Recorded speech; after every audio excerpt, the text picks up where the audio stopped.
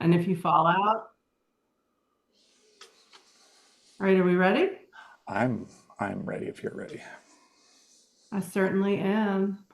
Well, welcome everyone. I'm very excited to be here today, honored even.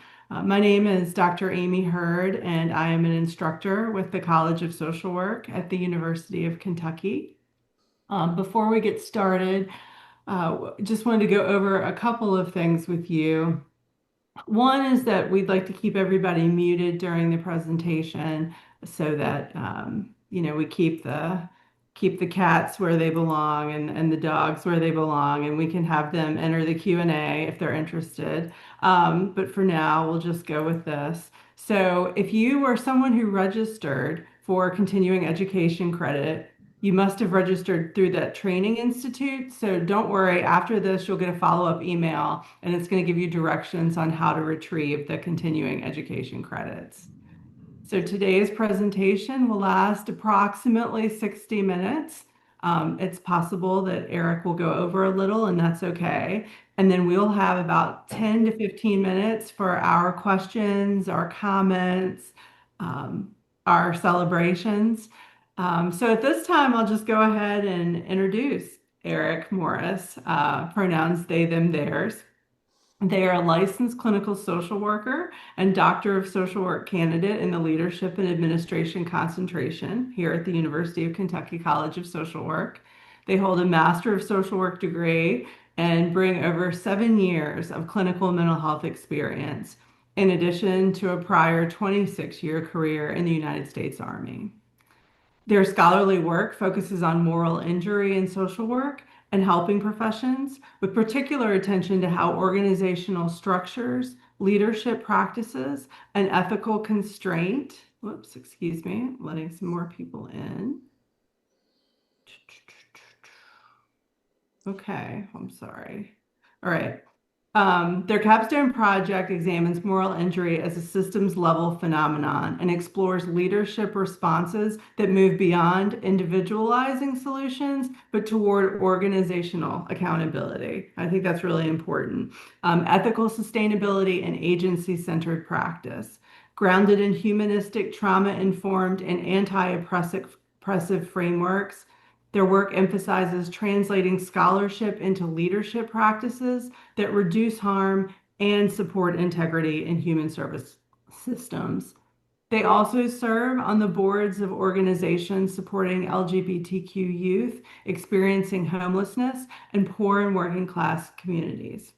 So, at this time, without further ado, I will turn it over to you, Eric, and we look forward to your presentation. Thank you, Dr. Hurd.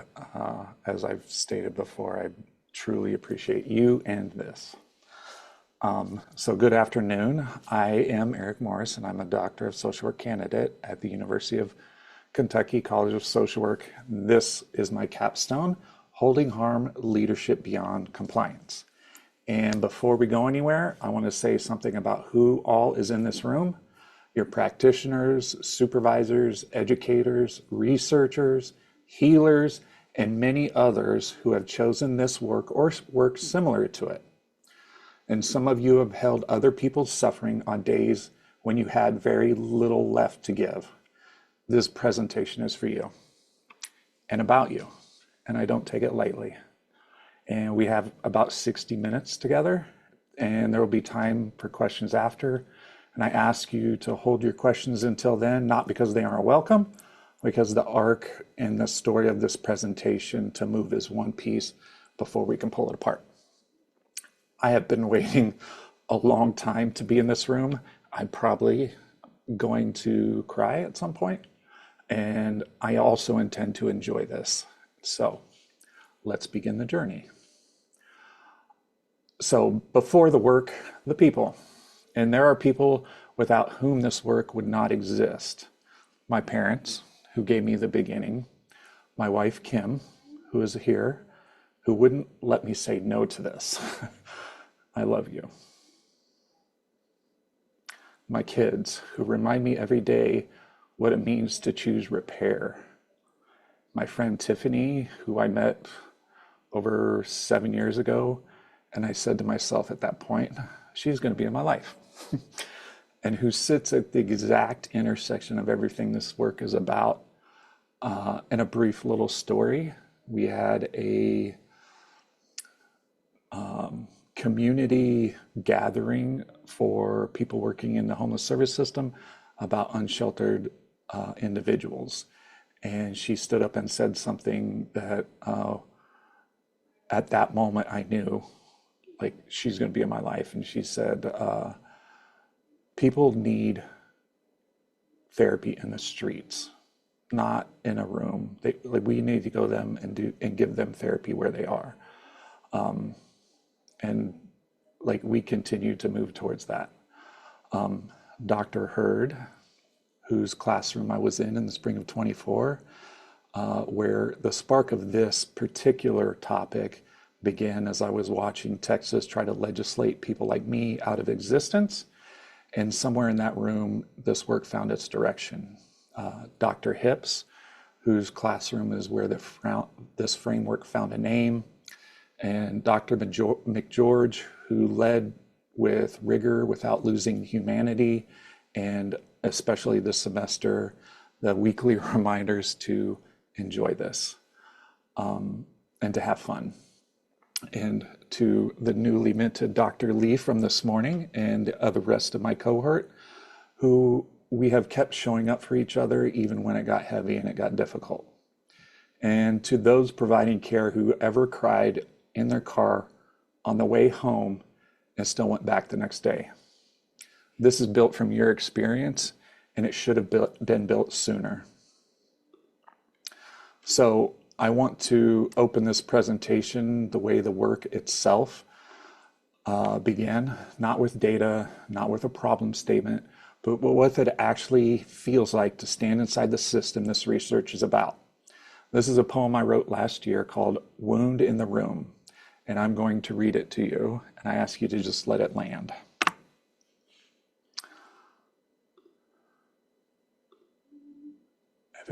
Come on. So, wound in the room. The first arrival is a silence no ear can hear. It slips into the room like a held breath, a quiet rupture asking who still carries what was never theirs to hold. The question, a cut, already tries to heal. This is not theory. It is a pulse, a tremor, a choke, a fault line practicing language. It remembers every worker that stood between harm and duty, stitched care from tenderness and tenderness from scarcity and compliance, often balm with hands already bleeding. This is the work. A lantern built from fractures glowing because of what broke, a question sharpened by refusal, yet tender enough to choose repair. It knows systems claim authority, but not the final word. Listen closely. The work is trembling forward, blade in one hand, balm in the other, refusing the demand to be only one.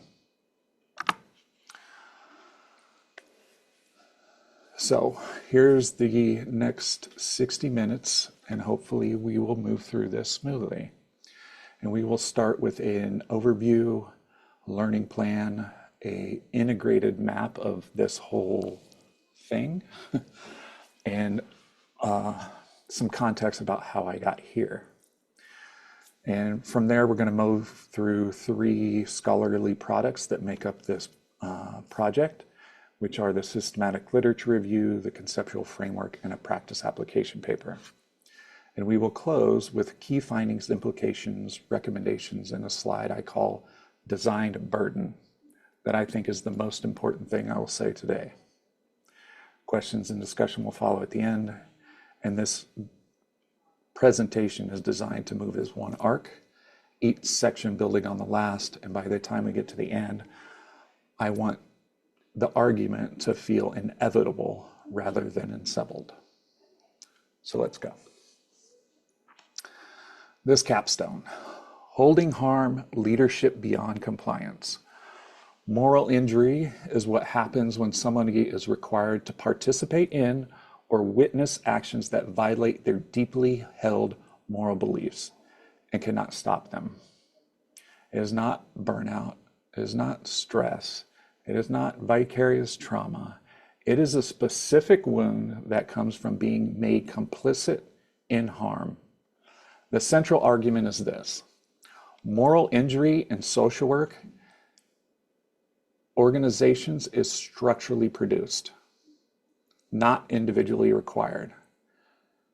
It is not a subtle distinction. It changes everything about where we look for solutions and who we hold responsible when we break down. As I said, there are 3 scholarly products that move in the sequence. The systematic literature review documents what the field is named, and more importantly, what we have been very careful in avoiding saying. The conceptual paper introduces what I have called the ALOC framework as an original theoretical architecture for ethical leadership. The practice application takes that architecture and translates it into administrative action in real organizational contexts. These 3 products are not separate papers that happen to share a topic. They are one argument and 3 movements: documentation of the wound, theoretical refusal, practical repair. Everything I present today builds towards that sequence. So, before we move into the content, I want to take a quick pulse of the room and a poll. There may be difficulty in the web if you have a phone and can do the QR code. If not, you can put your answers in the chat in what I'm asking you. So I'll give you some time to take that poll.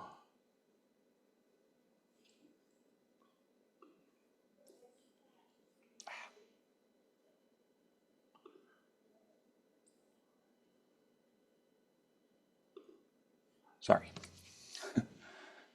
I hit the wrong thing.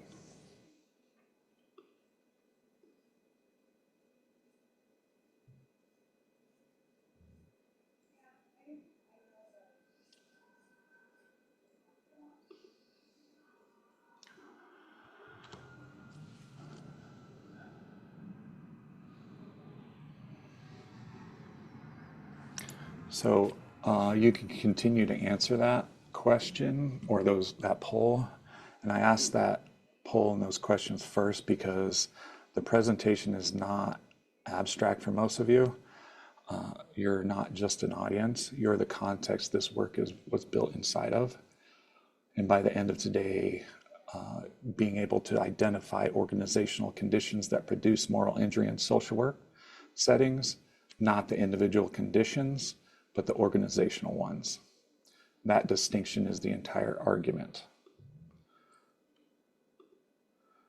So these objectives.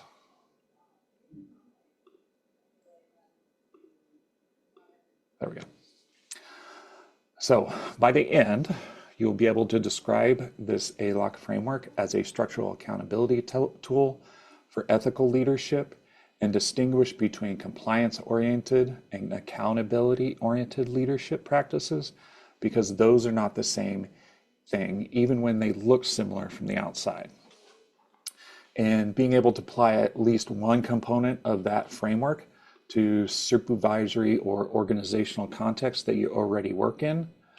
They are not abstract outcomes. Every person in this room or adjacent to an organization, this framework is designed for the places that you already are. So this map holds that entire argument in one image.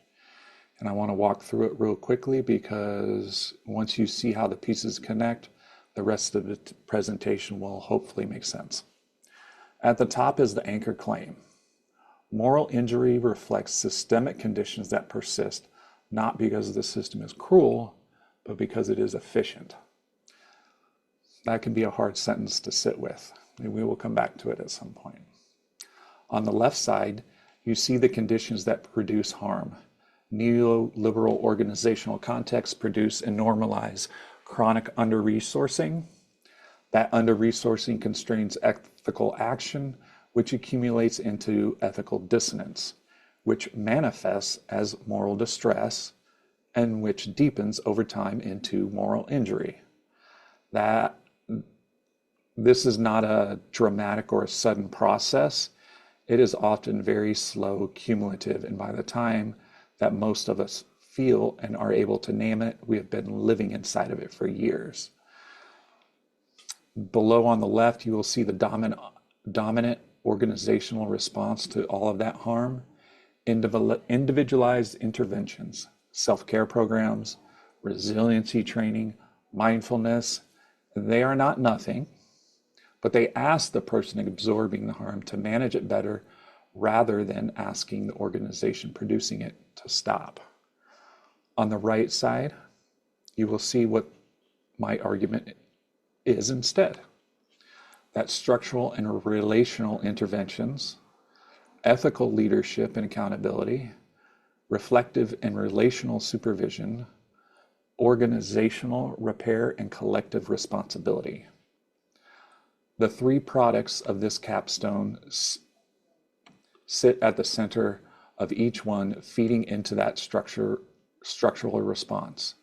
And at the bottom, this did not come from opinion. While I do have an opinion on all of it, the quote is mine. What we refuse to face does not disappear, it gathers. We will see that again before we are done. And before I show you the research, I want to show you where it came from. I call it a body in time. It is a timeline that runs from 1975 to 2026. That is my lifespan. And I'm showing it to you because this capstone argues that the researcher is not separate from the research. I am not studying this problem from the outside. I am also the data. 1975. A body arrives. Catholic school, and a body learning to contain itself, to be smaller, to perform the version itself that the institution required. I did not have language for who I was and am, and what was being asked of me then. I do now. The military, and a body learning to lead through fire. 26 years of service. War, loss, the particular moral weight of being responsible for other people's lives inside a system that did not always share your values. I learned what it meant to hold harm long before I had a framework for it. And social work, the streets. People dying in the cold because the system called it acceptable loss. Community mental health, where someone on our caseload was there for over 10 years and likely still is. And I want you to sit with that for a minute. 10 years in high acuity, complex care for 10 years. And I even stayed long enough to know exactly how that system works. They knew it better than we did. And I saw what it was doing to the people I was supposed to serve and those I was serving with. And I stayed for a time anyway. And it's not a confession, it's just, it is data. Then I came into this doctoral program thinking I was studying an external problem. Somewhere in the middle of this, I realized I was the subject of my own research. The capstone is reflective by necessity and not by choice. And then an accident in doing this, and I argued with AI about my stuff a lot. And the name ALOC turned into something else entirely, which became ALOC, Agency, Legitimacy, Ownership, and Control. A framework born from a mistake that turned out to be more precise than anything I could have named on purpose. That is how we got here.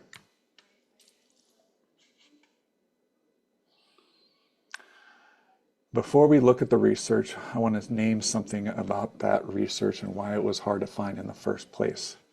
This is ALOC Menon, hopefully I got that right, whose scholarship grounds this framework, and said something in a conversation I heard when I first watched this that I have not been able to put down since I heard it, and I want you to hear it too before we go into the literature. Ah! Play. Hold on. Here we go. People have been taught to fear the very things that have the potential to set them free. This has nothing to do with trans and non-binary people. It's never been about us. It's not about what we look like, it's about what they feel like. And they don't know how to feel love like we can give. And that's why marginalized communities are persecuted. It's not because of what we look like, what we're saying, our identities, our pronouns, our nomenclatures, our language, our scholarship. It's because of the presence of love that people feel like they can't actually inherit on this earth. And so the reason that there's so much violence that men are siphoning onto us is because they don't love themselves. And so they see our self-love, right? They see, I have men come up to me in New York City and say, I used to wear my mom's dresses when I was younger. And then I'll say, what happened? And they can't even articulate that. And that's where our starting ground is. You don't even have the language to articulate a wound. People have been taught.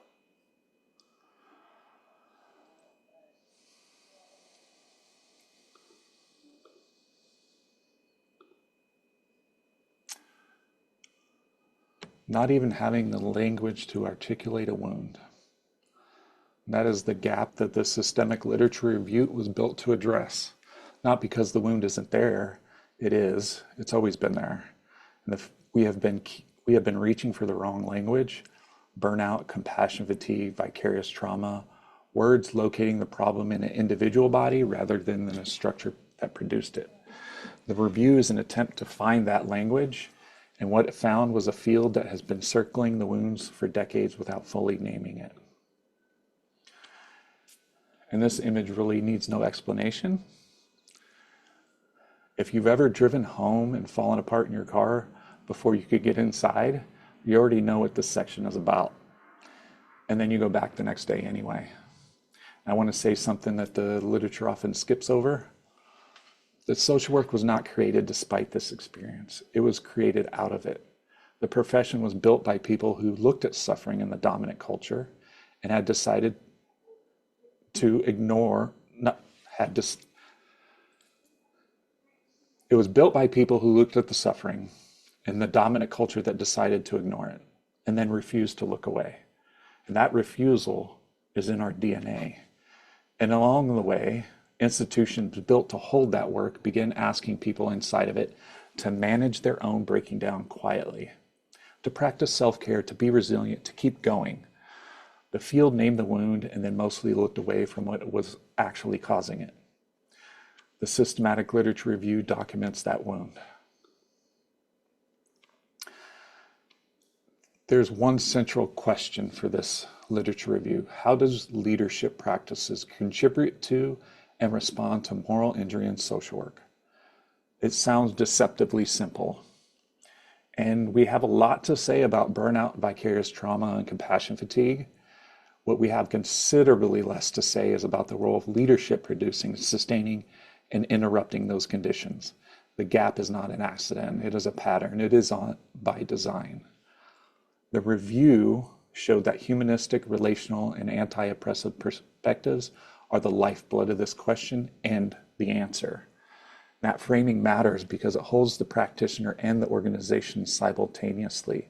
It asked what the body experiences and what the structure produces and refused to let one explanation erase the other. The purpose was to identify what the field currently understands about systemic harm and how it's created, held, or worsened in social work, and where the gaps remain in leadership that moves beyond compliance.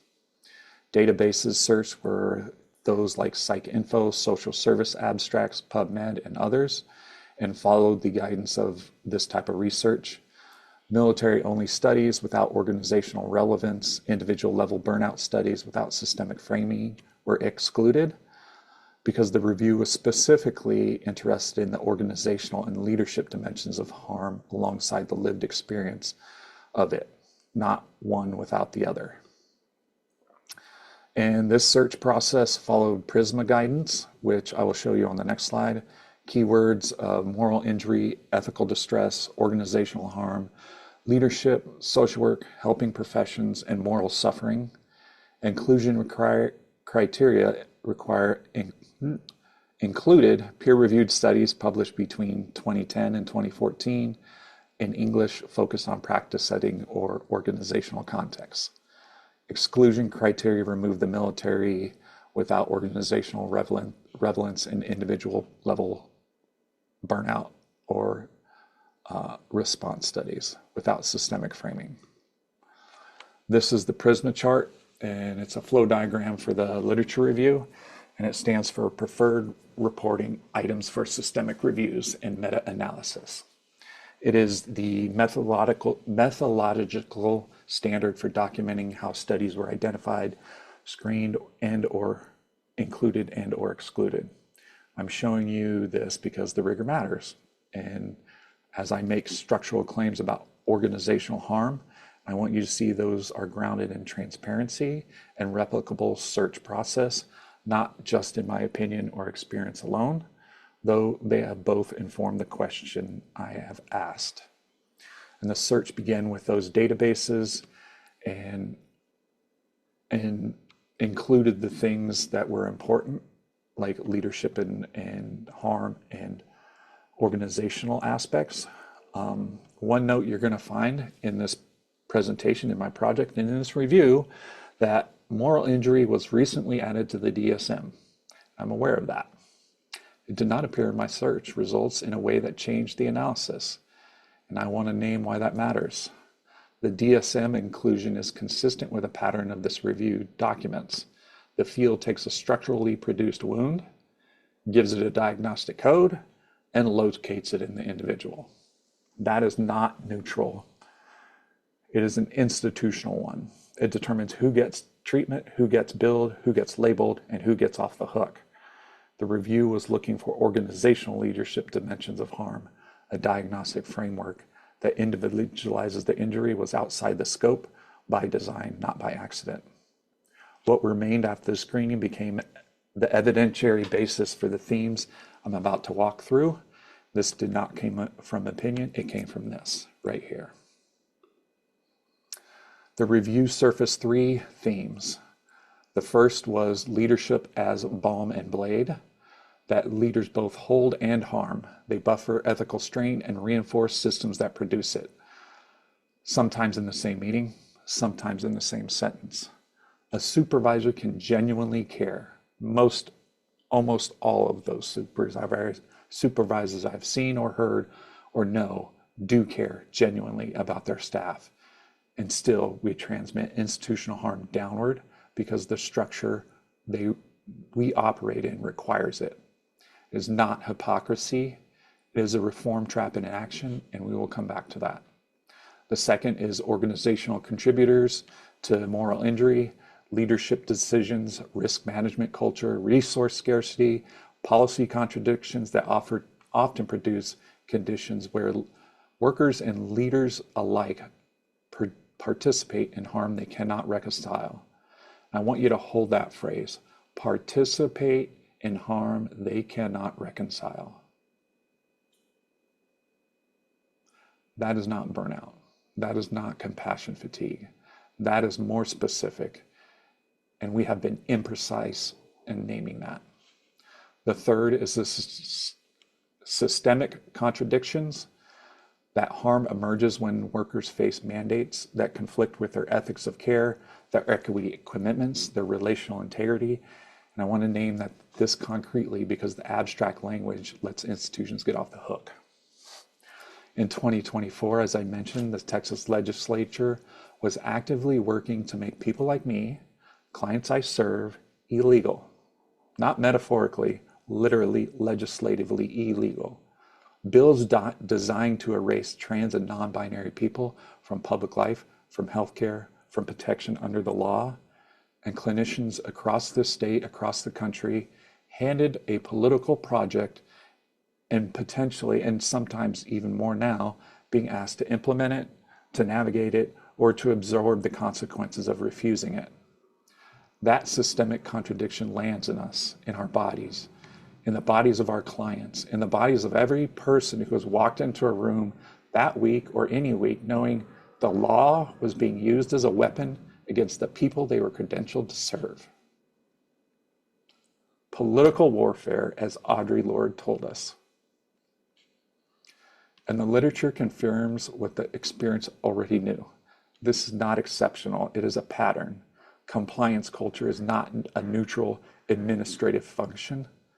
And as ALOC argues, compliance is about power, specifically power to make one perspective seem universal, to decide whose experience is real, who is legible, who is permitted to exist when an institution, policy, or law demands compliance.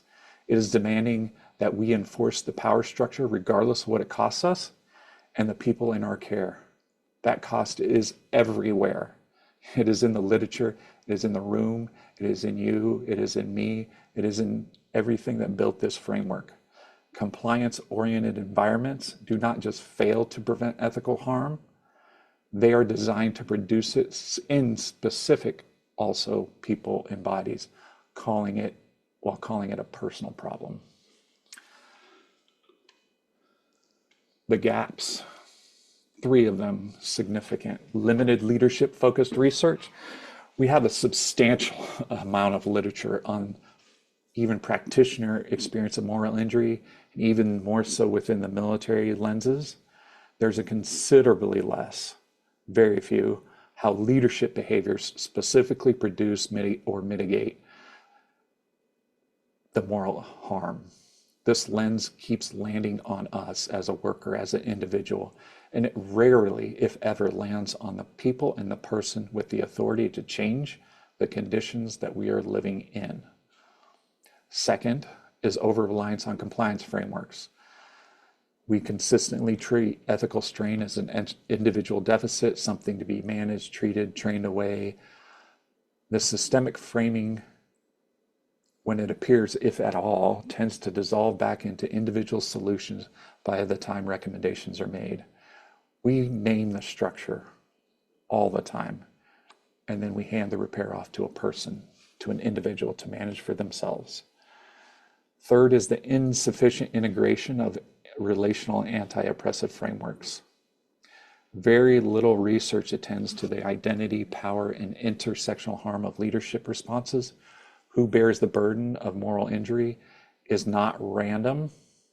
It follows existing lines of marginalization, and we will name that directly before this is over.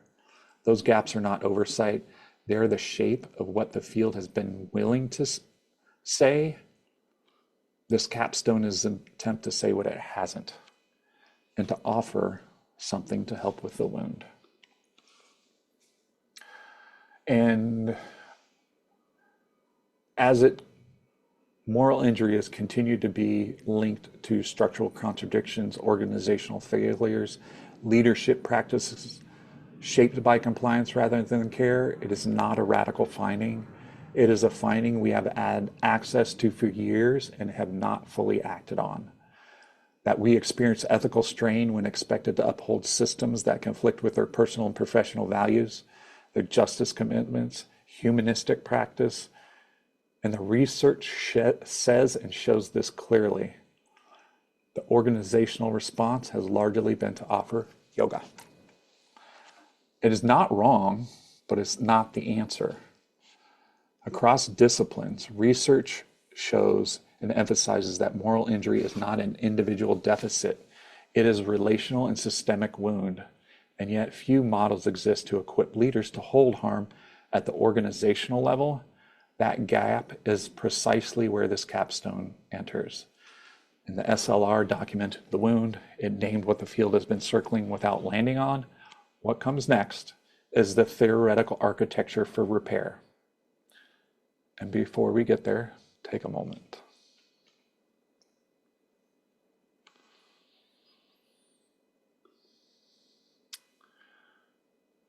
Two figures standing in a school hallway. One in shadow, one beginning to come to light, both wearing the uniform the institution requires. And I want you to notice what the institution does to a body that does not fit its categories. It asks that body to become legible, to conform, to perform the version of itself the system cannot manage. I also want you to know that there's a figure still standing. That's not compliance. That is survival with intention. It is the precondition for everything this framework is about to argue. The refusal to be erased is not just personal. It is also theoretical. It is what ALOC is built on. The idea that practitioners have moral and relational identities worth protecting, and that leadership has a responsibility to protect them. That is where this framework begins.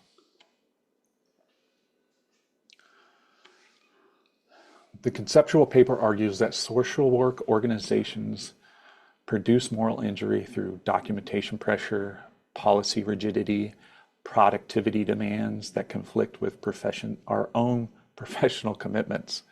Our code of ethics is explicit: value of service, social justice, dignity and worth of a person, the importance of human relationships.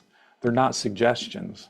They are the foundational architecture of our profession that we are all educated, trained, credentialed, even sometimes to uphold. Values made to address harm that before we took place without guidelines. We need these.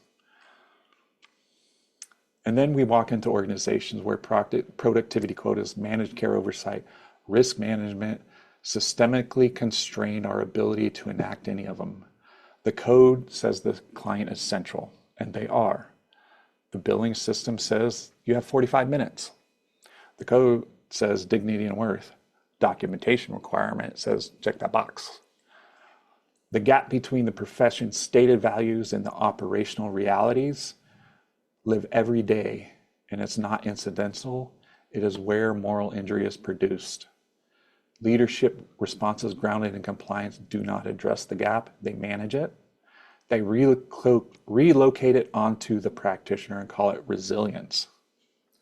This paper, my project, proposes that this framework is an original ethical architecture for leadership that holds harm rather than relocates it.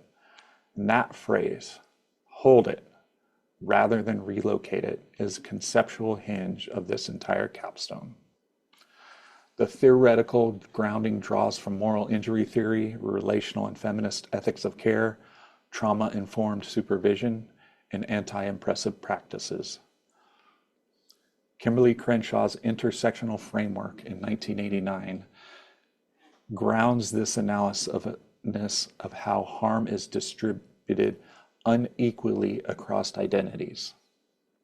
ALOC's scholarship on compliance as erasure grounds the argument that asking practitioners to conform institutional norms at the cost of their identities is itself a form of harm. Gilligan's ethics of care insists that relationships are not incidental to this work, they are the work. And Shea's framework on moral injury gives us language for what happens when people are required to participate in harm they cannot refuse. They're not decorative citations, and they are each load-bearing. And before we walk through the principles, I want to play another clip from ALOC. This is about legitimacy and why it's so hard to build in organizations that are already operating from scarcity. I return it back to trauma always. People feel scarcity. They feel like if we're holding someone else's narrative, then my narrative is not going to be heard. But there's a difference between entitlement and erasure. Entitlement is being able to say, my narrative is the only narrative. And what I'm actually trying to say is, your narrative is valid, but so is mine. And it is possible for all of these things to be true. Multiplicity of truth is healing.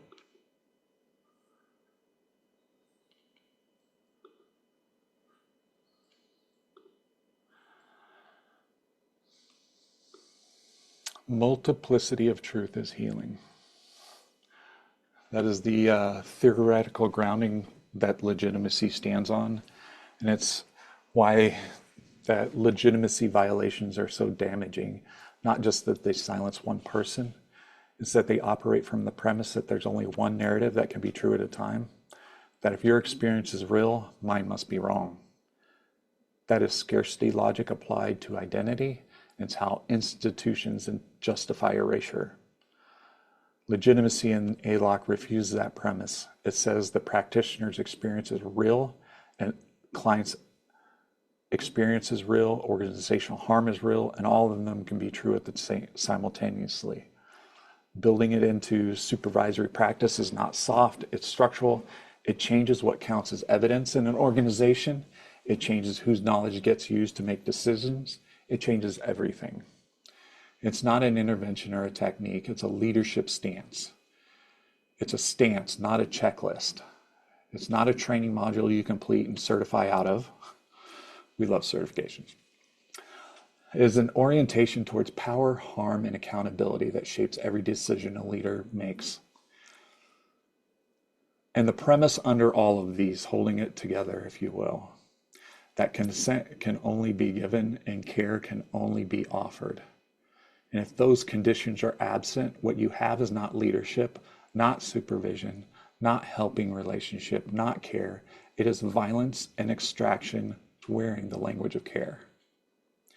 And it is a threshold. All four are required, and they're not optional, not aspirational, but required. Because without all four of them present, the conditions for genuine consent do not exist. And without consent, the relation and ethical dimensions of this work collapse. Consent to receive and to give care.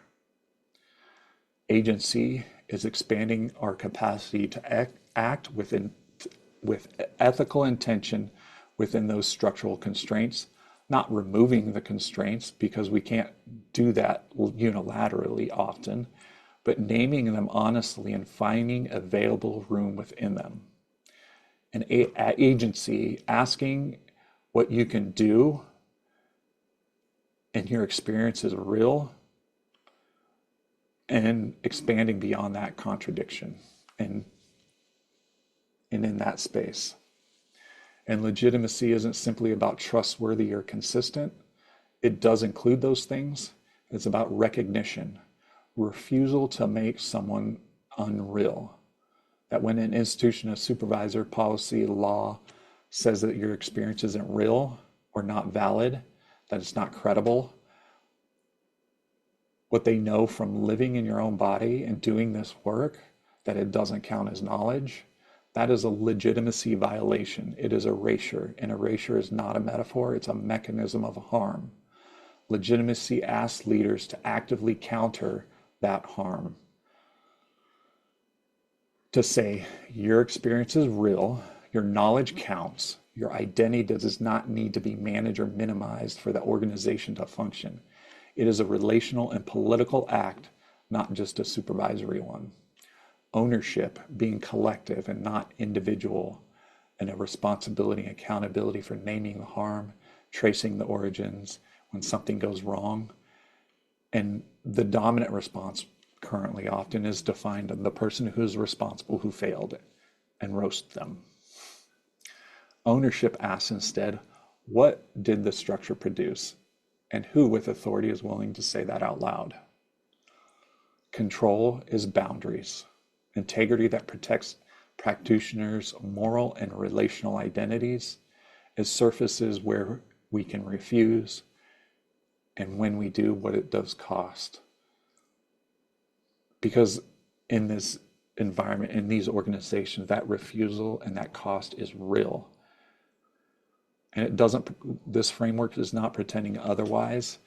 It's asking us to make that visible and to work to reduce it. And the underlying premise that consent can only be given and care can only be offered. Everything else is something else entirely. And before we move into the operationalization, because everything I just described, principles, threshold, actions, architecture, without relationship is just a building nobody lives in.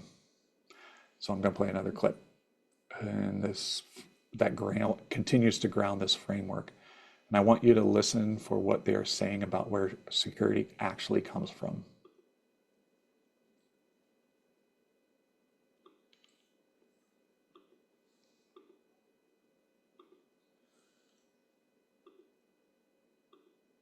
I have been by the bed of people with very strong convictions die. And what offers comfort and security at the end is not an idea. No, it's actually another human being. I see a lot of people keeping the company of convictions. That's another synonym for loneliness, because at the end, no idea can touch you like someone who loves you saying it's gonna be okay.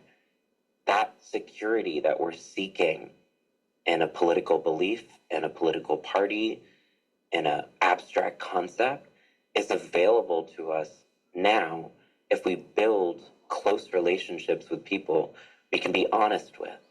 It really shifts our priorities to recognize that the true wealth is the intimacy that we have around us. Doesn't matter if you're dying in Gucci. What really matters is, do you have someone there who can hold you and be a steward when you just are unruly and falling apart? Unruly and falling apart.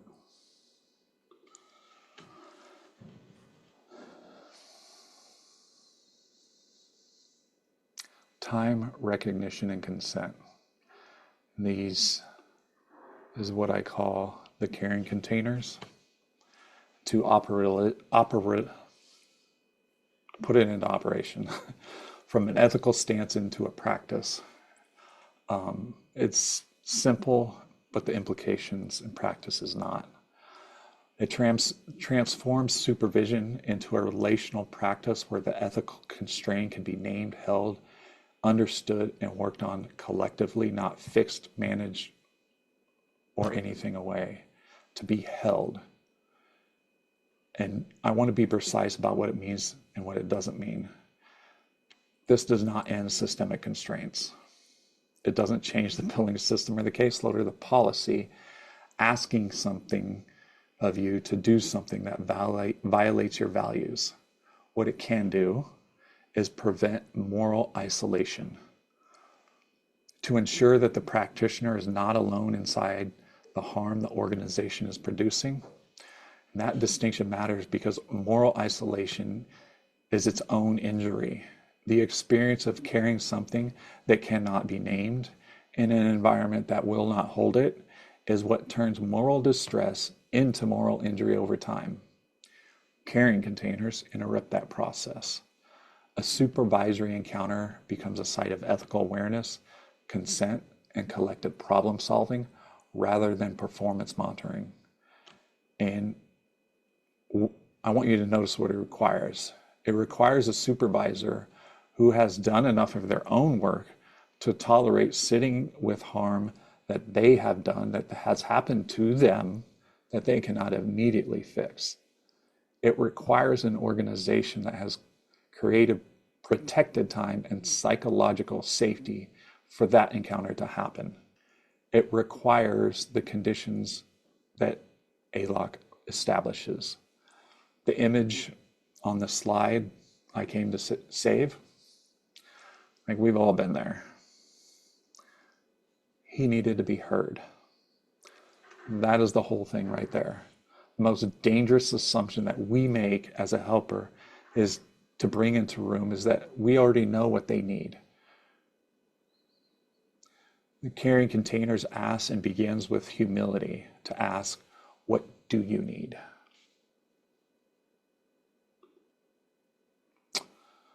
So I'm going to do something here that sometimes academically we don't always do, naming the limitations of my own framework directly without being soft.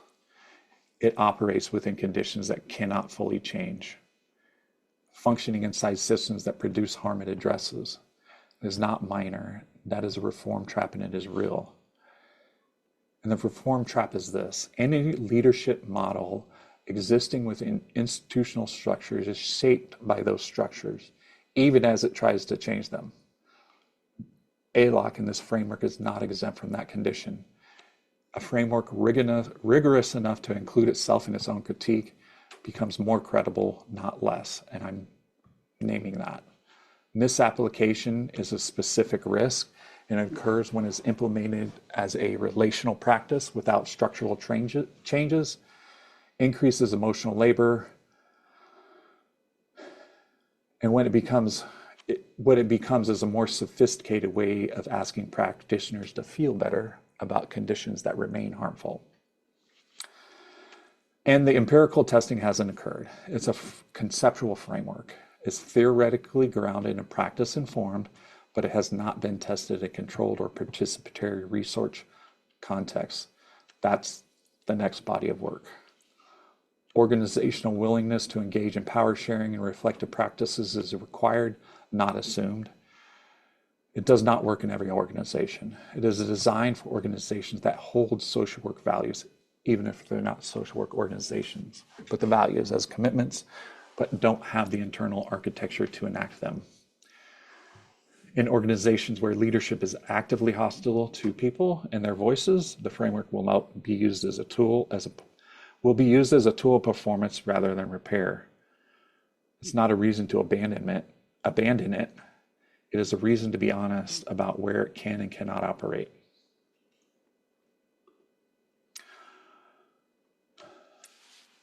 I am deliciously alive in this body. ALOC said that first. And I needed to hear it before I could say it. And now I can say it. I want you to sit with that minute in the context of everything we've just covered. Catholic school asking a body to disappear, military asking a body to perform, organizations asking a body to comply, and a legislation that tried to make it illegal. And yet here we are, deliciously alive. This sits between the conceptual framework and the practice application because it's doing the theoretical, not just emotional work. ALOC's scholarship argues the demand to conform, to be legible, to flatten yourself into categories, to be managed is violence. And the refusal of that demand and the insistence on being fully embodied and alive is not just personal liberation, it is political resistance and warfare. That is what ALOC in my framework is protecting. Not just our professional identities, but a full human person and their identity. Now, to move into the protection that gets built into organizations. This is where the framework meets the organization. The conceptual paper asks what it should look like. This is asking what it actually does on a Tuesday morning when the caseload is full and a supervisor has a budget meeting and somebody on staff is breaking down in the bathroom. The central argument is this: moral injury is a governance problem. And I want to say that that is specific, that it's governance, not a clinical problem, not a wellness problem, not a supervision problem, though supervision is part of it. It is a governance problem. When authority and accountability are misaligned, ethical strain becomes individual. We absorb what it produces. And the person with the least power in the hierarchy ends up carrying what the person with the most power decided. Structural accountability interrupts that displacement. It means being answerable for the ethical consequences of institutional decisions, not merely adhering to the standards. Without them, harm has also happened. And that distinction is the difference between compliance and accountability. Compliance asks, did we follow the rules? Accountability asks, what did our decisions do to people? And are we willing to answer for that? And this paper and this part moves from the architecture to the action, from the framework building, from framework to the building. I have another poll that I'm going to skip over because we're getting close on time. So the intervention.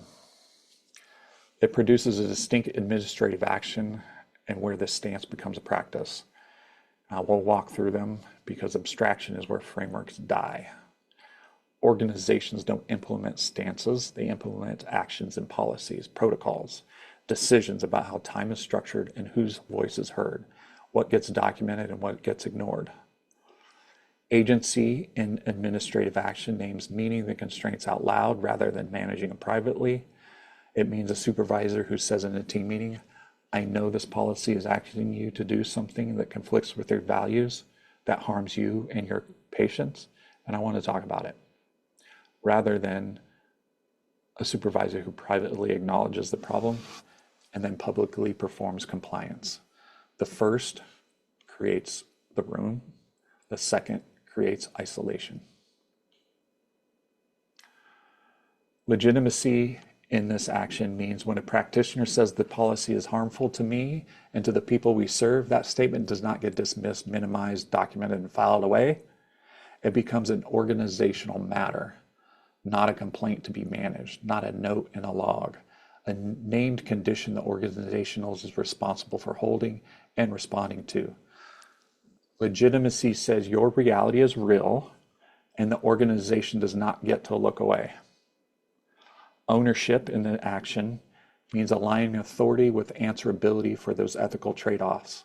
The person who makes the decisions that produces the harm should be the person accountability for that harm, not the frontline worker, not the patient or the client who had to receive or implement it, but the client that had to absorb it, the decision maker.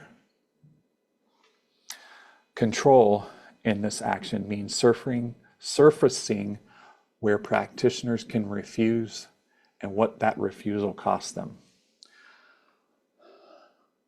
Refusal in organizations is real and it's costly and it's often unacknowledged. Making it visible is a first step towards reducing it. A leader who says, I know that you saying no to this has consequences and I'm working to change it, is doing something fundamentally different from somebody who pretends the choice is free when it isn't. 4 principles, 4 actions, 1 argument, that the structure cannot be changed and leadership is the lever. I named a trap in the conceptual framework. There is a trap here too. When it is operationalized solely through behavior without formal participatory mechanisms, it's only half built. Freire told us this in 1970. Bell Hooks confirmed it in 1994, that benevolent authority is still authority. Someone who genuinely cares about their staff and implements this with integrity and skill is still a leader. They still hold power. They still make decisions that affect people who did not choose them and cannot easily leave. The relational quality of that authority does not change its structural nature. Participation is not a feature of liberatory practice. It is the practice. Morgaine and Capoulas-Deceas are precise about it. You cannot build a framework for ethical accountability and then deliver it as a finished product. It's the same logic the framework is critiquing. Structured feedback channels, participatory policy review, and collective naming of recurring ethical conflicts are not enhancements. They are load-bearing. Remove them, the framework becomes a more sophisticated version of what it is set out to replace. I'm telling you this because if you walk out of here today and try to implement it in your organization as a leadership style change without building the structures alongside it, you'll build something that looks like repair and functions like extraction. Build the whole thing, or name honestly that you're building toward it. As I said before, this is not for every organization.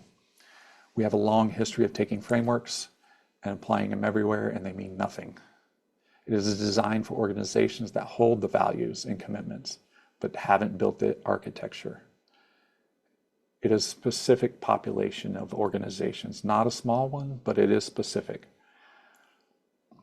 Implementation without the threshold yields performance rather than repair. It will become a compliance tool. It will check boxes. It will train in relational language. It'll produce documentation of accountability without actual accountability.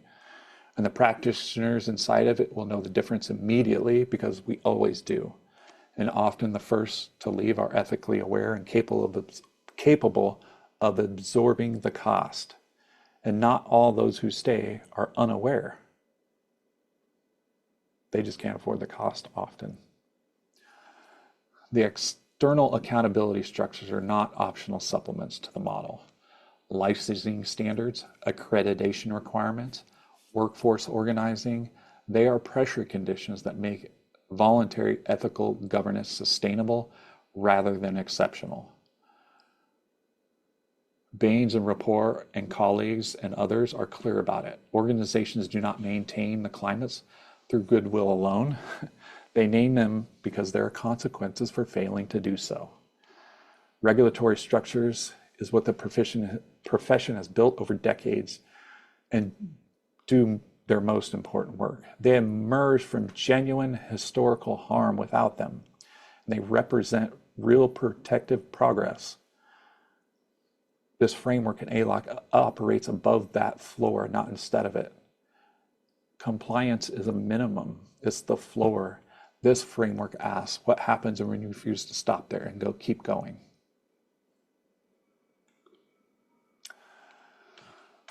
I wrote this in the middle of all this, and I want you to sit with that again before we move to the final part and end.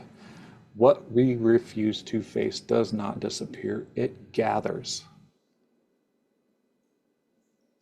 The image on the slide is of a shelter.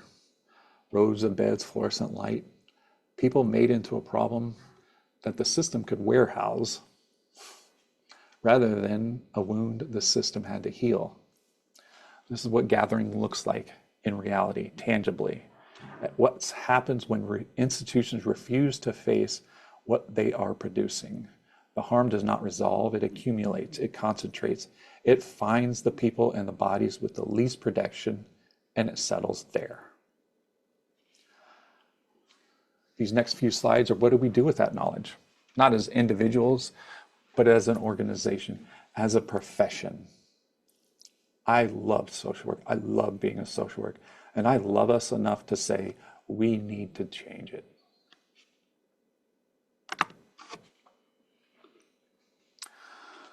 Three papers and one argument that moral injury is not individual pathology.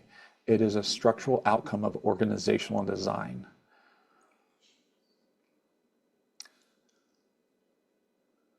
The systematic literature review documented the wound and named it.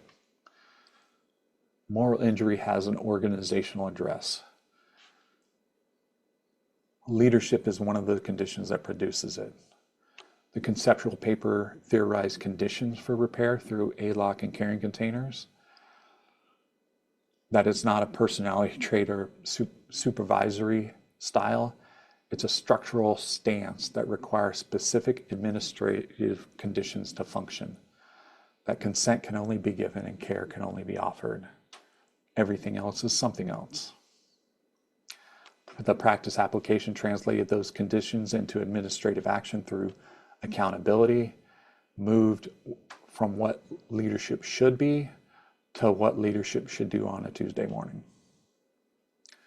And across all three, the central ethical force, it does not simply respond to organizational conditions. Leadership actively shapes them. Every decision a leader makes both expands and contracts the space that we have ethically to do the work with integrity. There is no neutral position.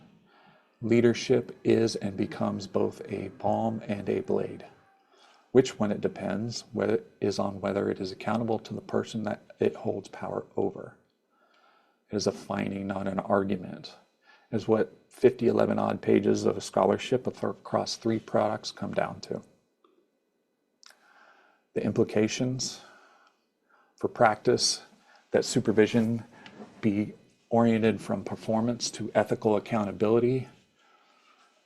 It is a fundamental redesign that these caring containers require protected time, legitimized ethical deliberation, and frameworks built around relational integrity rather than throughput.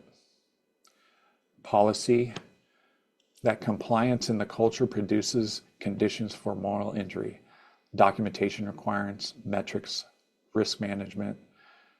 Is it protecting the institution, and it constrains ethical agency. For education, curricula built primarily around self-care prepares practitioners to absorb systemic harm quietly. Not saying that self-care isn't important or needed, it is, but it's about who you are. It's not preparation, it is reproduction of the same problem. We are training people to survive what they should be training themselves to change. Social work education needs structural analysis of the organization and political conditions that produce ethical harm, not just coping skills to manage it. And trusting in people and what they need, and they know that. For research, this has not been empirically tested.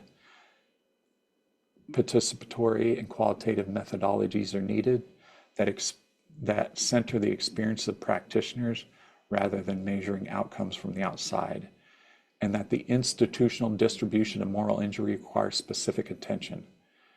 That burden is not equally shared. It follows existing lines of marginalizations. It's not a footnote. It is the primary research question. It is primary to the research question. They call it analysis. I call it evidence. The difference matters.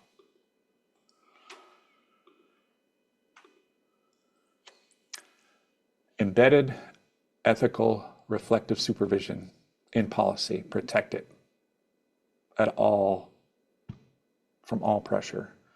Call it ethical accountability, not performance. Put it in there. Put it in the budget, in the job description of every supervisor in the organization. If it's not protected by the structure, it will be the first thing eliminated when resources get tight, and resources always get tight. Incorporated into development and leadership training to recognize compliance as a site of power and harm. That is not neutral. That is not a one-time workshop. It's an ongoing practice of organizational self-examination. That those pulling the levers are accountable for the decisions and the harm that it produces. Replace heavy use of self-care curricula with structural analysis of conditions that produce ethical harm. Like I've said, I'm not saying self-care has no value. I'm saying when it's the primary response to systemic harm, it is asking the wrong person to solve the wrong problem. Teach practitioners to name the structure. Teach them what we are inside of. Give them language to say, this is not my failure. It is a design problem. And that culture is a driver of harm. To challenge policy that asks us to violate values we're trained, credentialed to uphold. The challenge has to happen at every level, in supervision, in agency leadership, in professional associations, in legislative testimony. In the profession, we have a code, and it's time to use it not as a shield, as a credential for each other, to give ourselves the values that we give our patients and our clients, to treat one another with the dignity and respect, with self-determination, with justice. Like I said, this is the most important slide, and I mean it.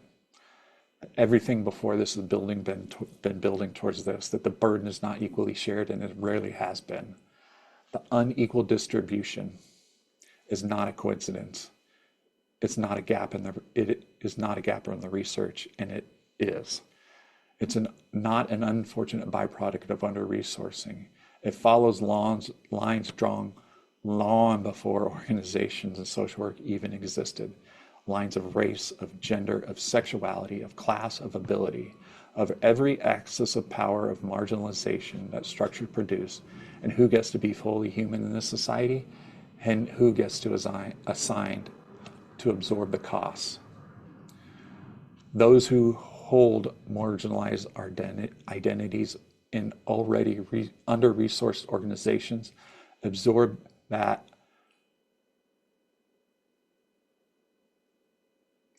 and things we can't account for. A queer practitioner navigating an organization that does not recognize their full humanity while asking them to advocate for client dignity is not experiencing the same organizational conditions as their colleagues. And this morning, Dr. Lee said something I want to name directly here. A far too common experience where a Black woman asked to represent diversity while her own experience of harm goes unnamed is not carrying the same weight.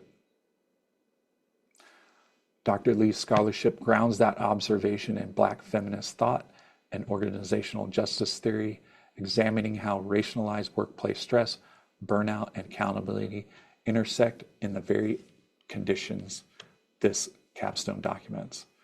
Her work is not a footnote. It's parallel lines of evidence that the burden is designed and it's not accidental and is part of the next iteration that has to meet the reality as a primary condition, not a future consideration. It's not additive. This is intersectional, as Crenshaw told us. And here's what I need the field to hear. This is not a limitation to the study. It is a design requirement the next iteration of this framework has to meet. The next body of work, the decolonizing frame, the methodology, the empirical testing has to center the intersectional distribution of moral injury not as a variable, but as primary to the question that who is being asked to hold the most, who has the least structural protection while doing it, and what does the profession owe them? That is the work ahead. What we refuse to face does not disappear, it gathers. We have decades of evidence. No leadership model fully dismantles it. What I'm saying is we can change the relational experience of people inside these structures, ensure that it is seen rather than dismissed, named rather than managed, and people doing the most difficult work in the most impossible conditions are not doing it alone. And it's not finished, it rarely is. It's been named, and naming is how it began. I came into this doctoral program thinking I was studying a problem. I leave it knowing I was the data, and the data has something to say.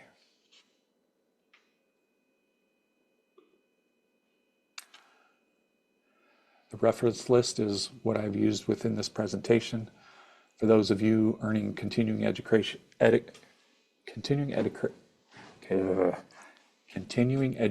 credits today, the references are also available by the QR code for the entire project. I'm not going to read through them. I will say that every source was specific to the argument, not because it fills a requirement. If you want to follow the thread deeper, start with Dean, Talbot, and Dean on moral injury, Crenshaw on intersectionality, ALOC on compliance as erasure.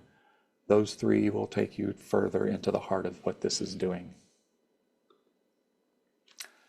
And thank you, truly, for choosing repair in impossible places. Everyone in this room has stayed in the work past a point where it would have been easier to leave.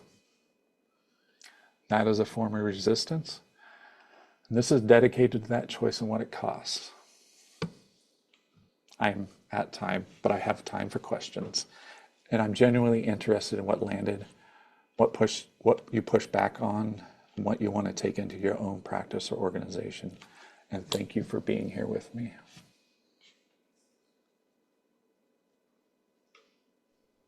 Thank you very much. Um, it's rare that I'm speechless, but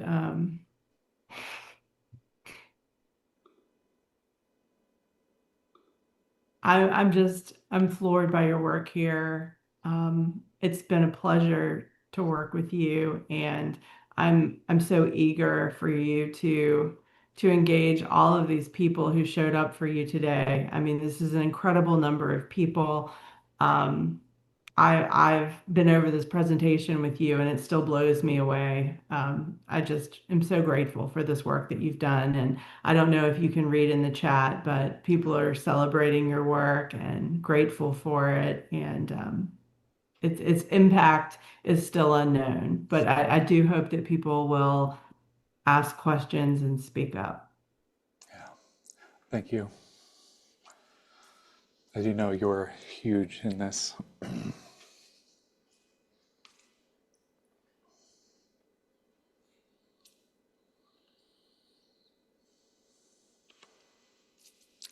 Any questions? Well, I have one. I'll begin. So what's next? uh, I take this out to the streets and try to change the world. Seems reasonable to me. Yeah. Um, Realistically, I have applied to present this different places, to get it published in journals. So that's like the next practical step. Beyond that, just continuing to bring this message that our values belong to us and are for us, not just for our clients and our patients. Social work values are for us too. Indeed. Your deliciously alive comment seems to have some range, which does not surprise me. We can all stand to feel deliciously alive, and I'm so glad you do. Yeah, it's a choice to do that. In times politically like we are living today, choosing to do something like that is often very difficult. Hello, soon to be Dr. Morris. I think it's Yes. all just a formality now, but I'm going to go ahead and start calling you Dr. Morris if you don't mind. Yes. Uh, something I really picked up on, I mean, your presentation was wonderful, but I really appreciated your choice stylistically of using uh, comic iconography. I felt that that was very intentional, and I am very connected to a variety of comic styles, manga, and things like that. And there are so many stories and individuals in those stories Mhm. that really speak to your topic, and very much those characters are deliciously alive in their bodies, despite the challenges and obstacles that the system puts upon them. And so I really just wanted to say that really spoke to me. Thank you. It, I think, as I've shared with you before, in another universe, I was going to draw Captain America instead of being Captain America or trying to be Captain America. That did not happen. However, it's never gone away. Nothing Yeah, does. absolutely. It And as you said, each picture does have a story. it does. Does. Yes, that was a lovely way from a presentation standpoint. I really enjoyed it. Thank you.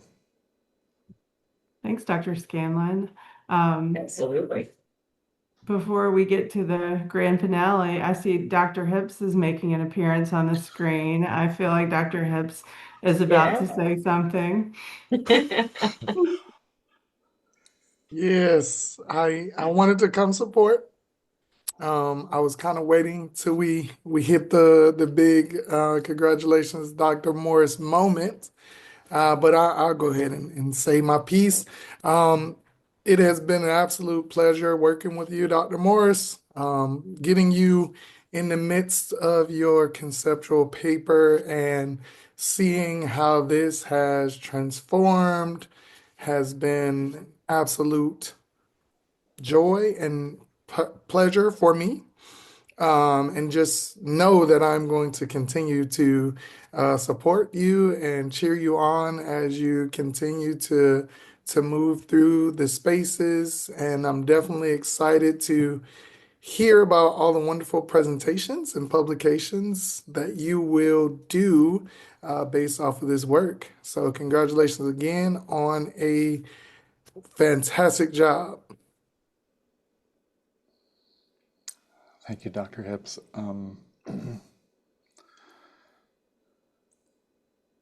You're, I, I think I said this morning,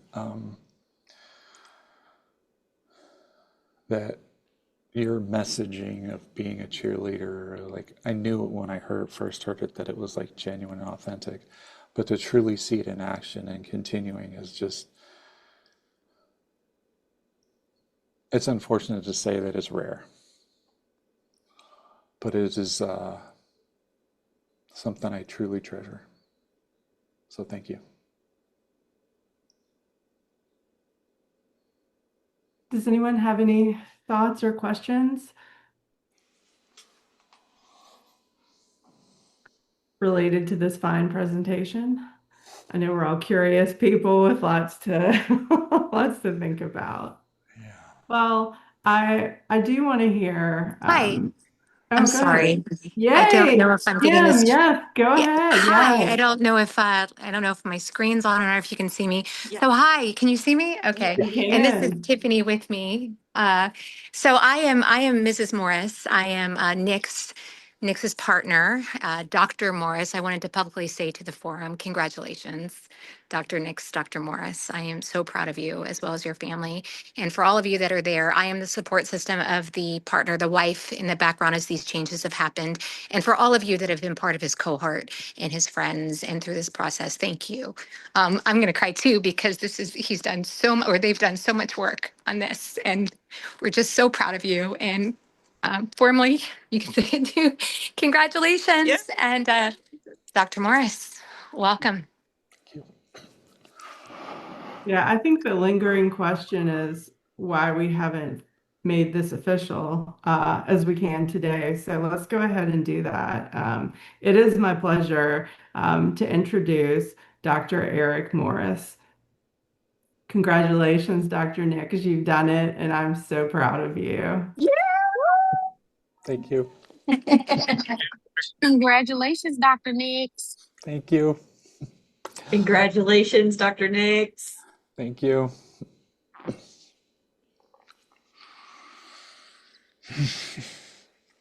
Thank you.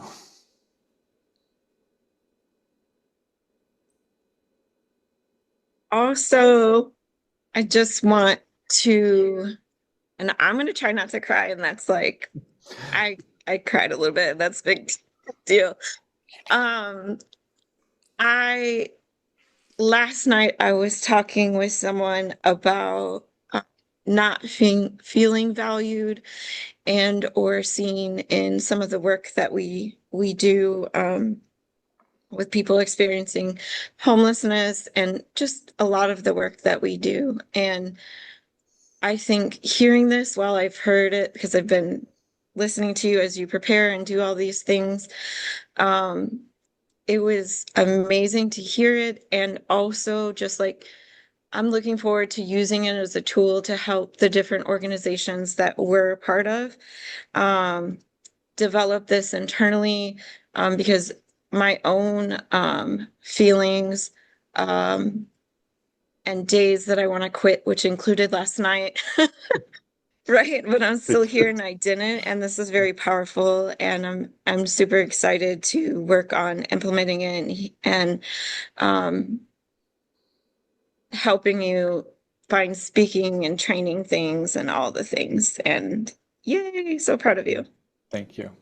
I won't let you quit either. Okay, Doctor, parting words.